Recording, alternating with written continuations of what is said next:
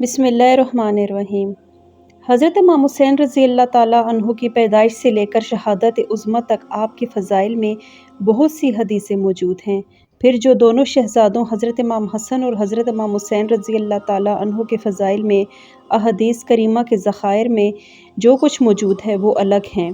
जब से दुनिया कायम है इस वक्त से लेकर आज की तारीख़ का अगर मुताला करें तो बहुत से वाक़यात सामने आते हैं, लेकिन जिस तरह करबला की सरज़मीन में हज़रत इमाम हुसैन रज़ी अल्लाह ताला अन्हु की शहादत अपने जानसारों के साथ हुई, इस तरह की मिसाल पूरी तारीख़ में नहीं मिलती। आपकी विलादत से लेकर शहादत तक के वाक़यात को पढ़कर इंसानी अक्ल दंग रह जाती है। प्यारे भाइयों, अपने प्यारे नाना हज़रत मोहम्मद मुस्तफ़ा सल्लल्लाहु अलैहि वसल्लम से रोज़े के फ़ज़ाइल सुनकर हज़रत इमाम हुसैन अलैहिस्सलाम ने बचपन का पहला रोज़ा रख लिया, जबकि उस वक्त आप रज़ी अल्लाह ताला अन्हु की उम्र मुबारक 7 साल थी। ज़ोहर के वक्त नन्हे हुसैन जाने रसूल वली व बतूल पर प्यास का गलबा हुआ, ऐसा कि वो होंठ जिनको अल्लाह के रसूल सल्लल्लाहु अलैहि वसल्लम चूमते थे प्यास से खुश्क हो गए।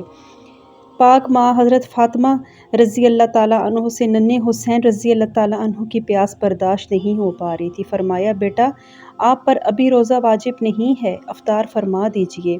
मगर नन्हे इमाम रज़ी अल्लाह ताला अन्हु रोज़ा मुकम्मल करना चाह रहे थे।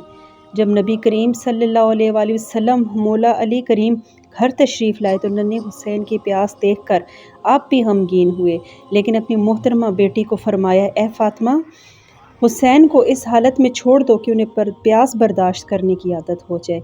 इस अजीम घर के लिए मोजज़ात न होंगे तो किसके लिए होंगे। रिवायत में है, जब अफ्तार का वक्त हुआ तो हज़रत फ़ातिमा ने ठंडे पानी का जाम नन्हे हुसैन को पेश फरमाया, लीजिए अफ्तार कीजिए बेटा।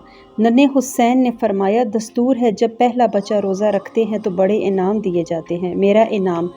हुसैन दहलवी लिखते हैं कि पहले रसूलुल्लाह सल्लल्लाहु अलैहि वसल्लम ने फरमाया, मैंने हौज़े कौसर दिया, अपने ज़ाहिरों और रोने वालों को पिलाना। मौला मीर ने वो बाग अता फरमाया जो रसूल अल्लाह सल्लल्लाहु अलैहि वसल्लम ने हदिया फरमाया था।